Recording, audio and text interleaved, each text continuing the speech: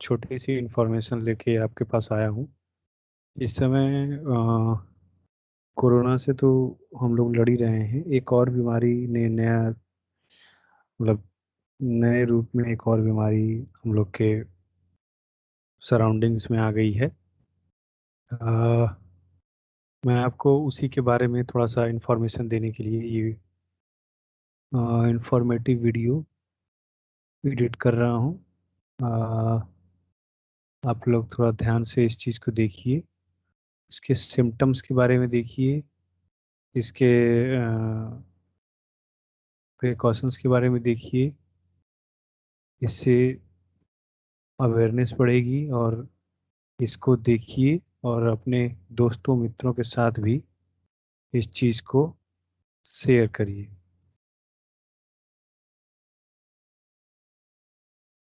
मैं आपको ये दिखाने जा रहा हूँ। ठीक है, ये ब्लैक फंगस एक बहुत खतरनाक बीमारी है। इसमें डेथ परसेंटेज रेट जो है आपका 50% है। कोरोना के बीच पड़ा ब्लैक फंगस, फंगल इन्फेक्शन। अब लक्षण है, पहचान है, बचाव के तरीके हैं। लक्षण, पहचान, बचाव के तरीके, सिम्टम्स, और इसकी कैसे इसको पहचानना है, और प्रिकॉशंस, आइडेंटिफाई कैसे करना है, सिम्टम्स क्या है, प्रिकॉशंस क्या लेनी है। क्या है ब्लैक फंगस? यह एक फंगल डिजीज है जो म्यूकार माइकोसिस नाम के फंगाइल से होता है। ये ज़्यादातर उन लोगों को होता है जिन्हें पहले से कोई बीमारी हो, वो ऐसी मेडिसिन ले रहे हो जो बॉडी की इम्यूनिटी को कम करती हो, या शरीर की दूसरी बीमारी से लड़ने की ताकत कम करती हो। ठीक है, ये इसका इंट्रोडक्शन है। ये कोरोना से जो आपके एडमिट हो रहे हैं पेशेंट कोरोना के, उसमें देखिए जिन पेशेंट्स को हाई शुगर है और उन्हें क्या हो रहा है, हाई स्टेरॉइड लिया है, उनको इनका खतरा बहुत ज़्यादा है। इन लोगों के हालत में इन लोगों और हालत में ब्लैक फंगस की संभावना ज़्यादा है। देखिए, कोरोना के मरीज, डायबिटीज़ के मरीज, ऐसे लोग जिनमें एड्स या कैंसर जैसी बीमारियां, कुपोषण या जेनेटिक कारणों से बीमारियों से लड़ने की क्षमता कम हो, जिन्हें डायबिटीज़ कंट्रोल नहीं हो रही हो, स्टेरॉइड दवा लेने वाले, लंबे समय आईसीयू में रहने पर, किडनी या लीवर ट्रांसप्लांट कराने के बाद। देखिए ये क्या है, इन लोगों और हालत में ब्लैक फंगस की संभावना ज़्यादा है। इन लोगों की हालत में लिखना चाहिए था। ठीक है, ये शरीर में कैसे पहुंचता है, ये शरीर में कैसे पहुंचता है, इससे क्या असर पड़ता है। ब्लैक फंगस जो है नाक से फैलता है। ज़्यादातर सांस के जरिए वातावरण में मौजूद फंगस हमारे शरीर में पहुंच जाते हैं। अगर शरीर में किसी तरह का घाव है या शरीर कहीं से जल गया है तो वहां से भी ये इन्फेक्शन फैल सकता है। अगर इसकी शुरुआती दौर में डिटेक्ट नहीं किया जाता है तो आंखों की रोशनी जा सकती है, या फिर शरीर के जिस हिस्से में फंगल फैला है शरीर का वो हिस्सा सड़ सकता है। मतलब नाक और कान से तो जा ही रहा है, जिस जो शरीर के जिस अंग में ये होगा फंगल इन्फेक्शन, उसको काट के निकालना पड़ेगा। सड़ जाएगा तो क्या होगा, उसको काट के निकालना पड़ेगा। ब्लैक फंगस कहाँ पाया जाता है? इस शरीर ये बहुत गंभीर लेकिन एक रेयर इन्फेक्शन होता है। ये फंगस वातावरण में कहीं भी नहीं रह सकता है, खास तौर पर जमीन और सड़ने वाले आर्सेनिक मैटर्स में, जैसे पत्तियों, सड़ी गली और कंपोस्ट खाद में ब्लैक फंगस पाया जाता है। कहीं भी रह सकता है, ये वातावरण में कहीं भी रह सकता है। जानिए कितना घातक है ब्लैक फंगस। देखिए, ये जो है ब्लैक फंगस इतना ये घातक है कि इसकी मृत्यु दर 50%। फंगस आसपास की कोशिकाओं को नष्ट कर देता है, यह संक्रमितों की हड्डियों तक को गला देता है। कोरोना के साथ म्यूकर माइकोसिस से बढ़ जाता है जान पर खतरा। संक्रमितों की आंखें तक निकालनी पड़ जाती हैं। देखिए लिखा हुआ है, ब्लैक फंगस का अटैक नाक, आंख, दिमाग पर सीधा होता है। ठीक है, फेफड़े पर भी अटैक करता है, दिमाग पर अटैक करता है। तो ब्लैक फंगस के लक्षण क्या हैं?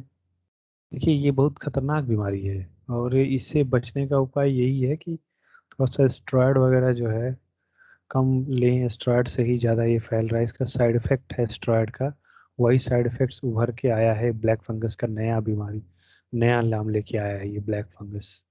अब ब्लैक फंगस से लखनऊ में 3-4 मौतें हो चुकी हैं प्रेजेंट डेट में, और बनारस में एक मौत हुई है। ब्लैक फंगस के लक्षण क्या है? सिर दर्द, नाक बंद, उल्टी, बुखार, चेस्ट पेन होना, साइनस होना, मुंह या नाक पर काले घाव, चेहरे का एक तरफ सूजन होना। ठीक है। शरीर के किस हिस्से में इन्फेक्शन और उस पर इस बीमारी के लक्षण निर्भर करते हैं? चेहरे का एक तरफ का सूज जाना, सिर दर्द होना, नाक बंद होना, उल्टी आना, बुखार आना, चेस्ट पेन होना, साइनस कंजेशन मतलब नाक में सांस लेने में दिक्कत होना, मुंह के ऊपरी हिस्से या नाक के काले घाव हो जाना जो बहुत तेजी से गंभीर हो जाते हैं। देखिए, ये इसका लक्षण का, ये देखिए एक शरीर का इनका जो चेहरे का ये एक हिस्सा ये फूल गया है। ठीक है, इसको कहीं आप पढ़ भी सकते हैं, ये पीडीएफ मिला था मुझे। अब इसका देखिए, नज़रअंदाज नहीं कर सकते हैं इसको, और इससे बचा जा सकता है। इसका बचने का यही है, एस्ट्रॉयड का कम यूज़ करें। पहचान एस्ट्रॉयड का कम यूज़ करें, लेकिन इस समय एस्ट्रॉयड ही चल रही है ज़्यादा। पहचानने के लक्षण क्या है वो तो मैं आपको बता ही चुका हूँ। ये इन्फेक्शन किन लोगों को होता है, इसका कोरोना से कोई कनेक्शन है? देखिए, इसका जवाब यही है, जिन रोगियों को कोविड के दौरान ज़्यादा स्टेरॉयड लिया हो। देखिए, स्टेरॉयड का नाम आया ना, काफ़ी देर आईसीयू में रहे रोगी, ट्रांसप्लांट या कैंसर के रोगी जिनका शुगर लेवल हमेशा ज़्यादा रहता है, उनको सबसे ज़्यादा खतरा है। हाँ, तो ये थी लक्षण, और ये पहचानने का तरीका है कि इनको सबसे ज़्यादा दिक्कत है। कोरोना के इलाज में 3 स्टेरॉयड दवाएं कारगर हैं। डेक्सामेथासोन, ठीक है, ये लिखा हुआ है हाइड्रोकार्टिसोन, मिथाइल प्रेडिसोलोन। ये 3 दवाई कारगर है। ये डॉक्टर के प्रिस्क्रिप्शन है। कोरोना जिन लोगों को हो रहा है उनका इम्यून सिस्टम कमज़ोर हो जाता है। अगर किसी हाई डायबिटिक मरीज को कोरोना हो जाता है तो उसका इम्यून सिस्टम और ज़्यादा कमज़ोर हो जाता है। ऐसे लोगों में ब्लैक फंगस इन्फेक्शन फैलने की संभावना ज़्यादा हो जाती है। दूसरे कोरोना मरीज को स्टेरॉइड दिए जाते हैं, इससे मरीज की इम्यूनिटी कम हो जाती है, इससे भी उनमें इन्फेक्शन फैलने की आशंका ज़्यादा हो जाती है। एनफेट एनफोटेरीसीन बी दवा काम की मांग बढ़ी। कुछ राज्यों में इसका प्रकोप जैसे बढ़ा है, तो ये एक दवा है एम्फोटेरिसीन बी, इसकी मांग बढ़ गई है।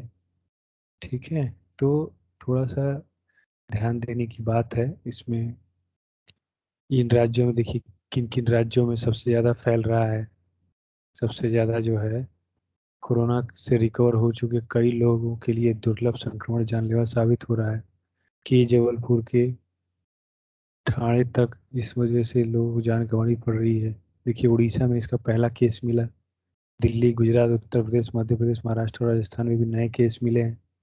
दिल्ली एम्स में ब्लैक फंगस मरीजों के लिए अलग वार्ड बनाया गया है। कैसे बचा जा सकता है? कंस्ट्रक्शन साइट से दूर रहें, डस्ट वाले एरिया में न जाएं, गार्डनिंग या खेती करते फुल स्लीव्स एवं ग्लव्स पहने।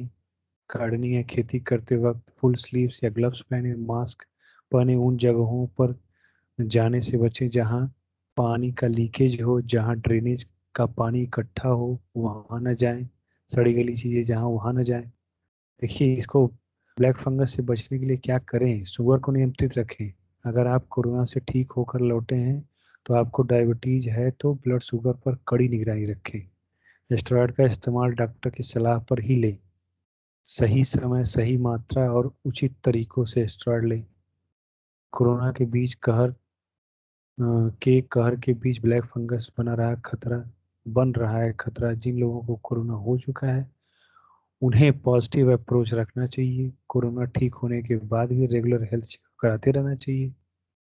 अगर फंगस के कोई लक्षण दिखे तो तत्काल डॉक्टर के पास जाना चाहिए। ये फंगस शुरुआती दौर में ही पकड़ में आ जाए तो इसका इलाज हो सकता है। ठीक है सर। इलाज में थोड़ी सी भी देरी होने पर शरीर का वो हिस्सा जहाँ पे ये फंगल इन्फेक्शन हुआ है सड़ने लगता है। इस स्थिति में उसे काट कर निकालना पड़ सकता है। ऐसा नहीं करने पर मरीज की जान जा सकती है। ये सारी चीजें हैं। ये फंगल इन्फेक्शन है। ये इस चीज से बच के रहिए। शरीर पर हजारों करोड़ों फंगस हैं। हमारे पूरे शरीर पर करोड़ों की संख्या में फंगस और बैक्टीरिया होते हैं। इम्यून सिस्टम उन्हें मारता रहता है। इम्यून कम होने पर ये हमला बोल देते हैं। फंगस कई तरह के होते हैं। कोई त्वचा को खाता है, कोई नाखून को खाता है। म्यूकार माइकोसिस रक्त वाहिकाओं को नुकसान पहुंचाता है और ये घातक तरह का फंगस होता है। इससे बचने के लिए सबसे अच्छा तरीका अपने इम्यून सिस्टम को मजबूत बनाए रखना है। तो ये छोटी सी इंफॉर्मेशन थी। थोड़ा सा इससे प्रिकॉशन रखिए क्योंकि अभी भी इस चीज़ की दवा नहीं बनी हुई है। थोड़ी सी जो कारगर दवाएं हैं वो एम्फोटेरिसिन बी है और ये 3 स्टेरॉयड दवाएं कारगर हैं। Dexamethasone, hydrocortisone, methyl prednisolone. This will be the effective steroid injections. Please इस इंफॉर्मेशन को ज़्यादा से ज़्यादा लोगों को पास पहुंचाएं कि वो भी एक तरीके से अपने आप को भी अवेयर करें, अपने फैमिली मेम्बर्स को भी अवेयर करें। अगर इंफॉर्मेशन आपको अच्छी लगी हो तो प्लीज़ इसको शेयर करिए और मेरे चैनल को लाइक एंड सब्सक्राइब कर दीजिए। Thank you.